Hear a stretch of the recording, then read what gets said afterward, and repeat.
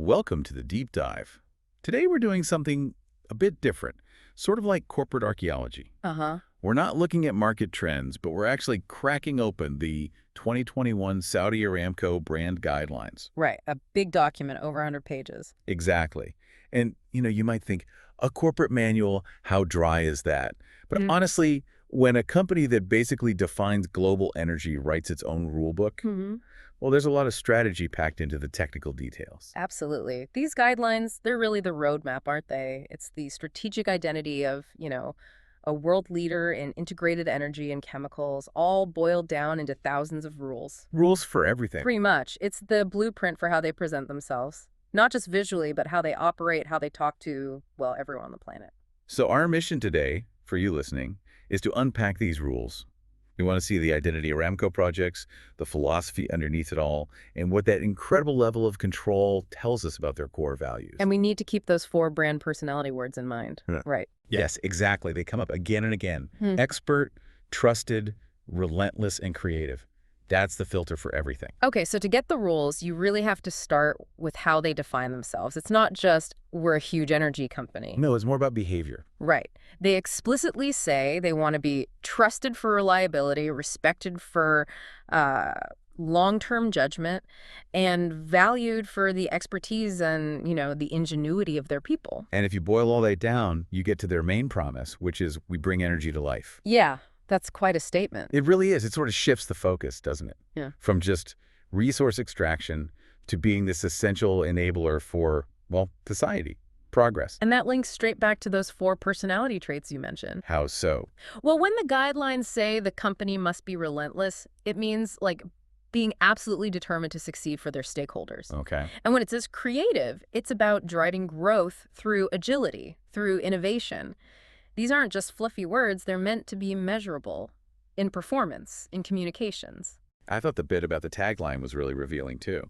It's not just a catchphrase. No, they call it a definitive belief statement. Right. Designed to build an emotional connection and put Aramco right at the center of opportunity and possibility. It connects the energy from resources, people, and their work. But then you hit this really specific technical rule. It gets almost geopolitical. Oh, yeah. The guidelines say the registered tagline should be used in kingdom, but an unregistered version can be used out of kingdom. Huh. So even the main slogan is split legally and geographically. Why? Why would they need that distinction for just a phrase? Is it about lawsuits or just flexibility? It really points towards a very careful legal strategy, making sure everything's clear jurisdictionally, protect the main registered phrase in their home market, Saudi Arabia, Okay. while allowing them to use it efficiently everywhere else, where, registration rules might be different or take longer. It's actually a great example of that trusted personality trait in action, meticulous legal groundwork for stability. That makes a lot of sense. Okay, let's shift from the words to the visuals, because this is where that precision really hammers home the strategy. The consistency is just non-negotiable. Starting at the logo. Oh, yeah. The rules for the logo, the word mark plus the symbol, they're basically sacred text in this document. Sounds like it. It's the core identifier. It holds the company's essence.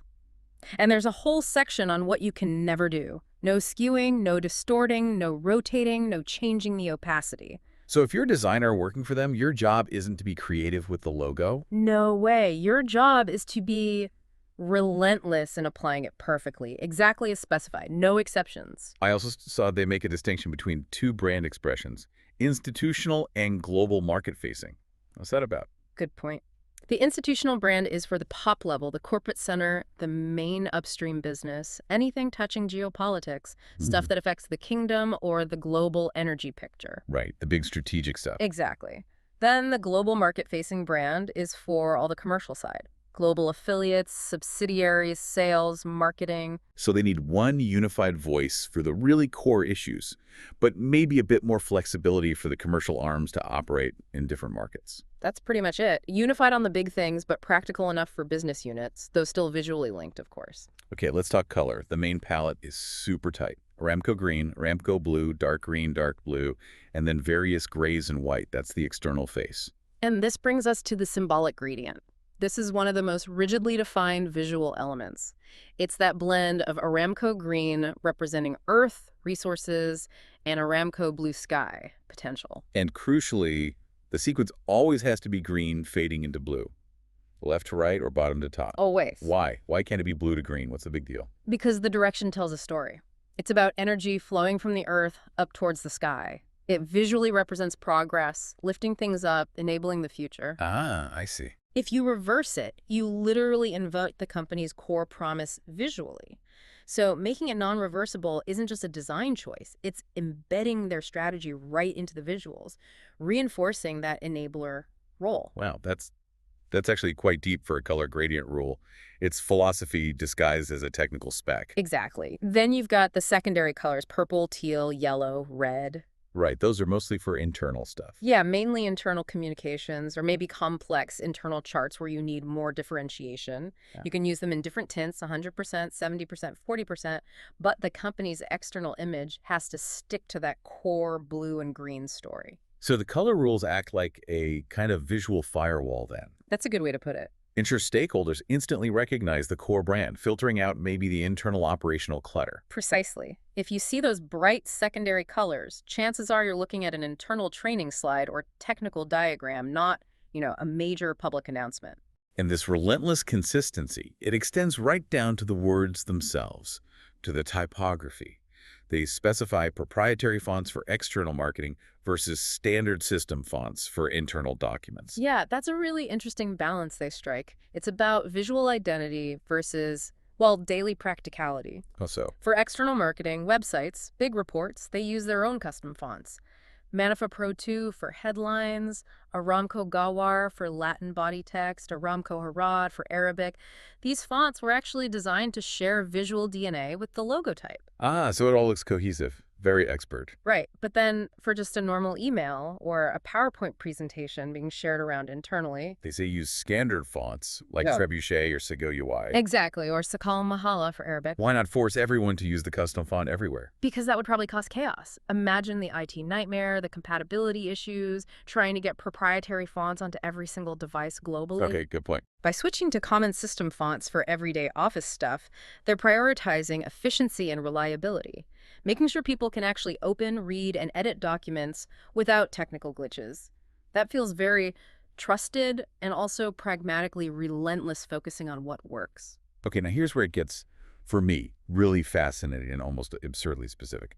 The graphics they use to show the idea of energy, these things called energy lines. Ah, yes, the flow lines.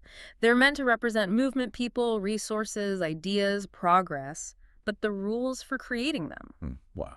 It's the infamous 20-line rule. Okay, walk us through the 20-line rule. Right. Any custom swoosh or flow graphic you create for external use has to be made with exactly 20 lines. Exactly 20. Exactly. You start line 1 at a 2-point thickness, line 2 at 1 point.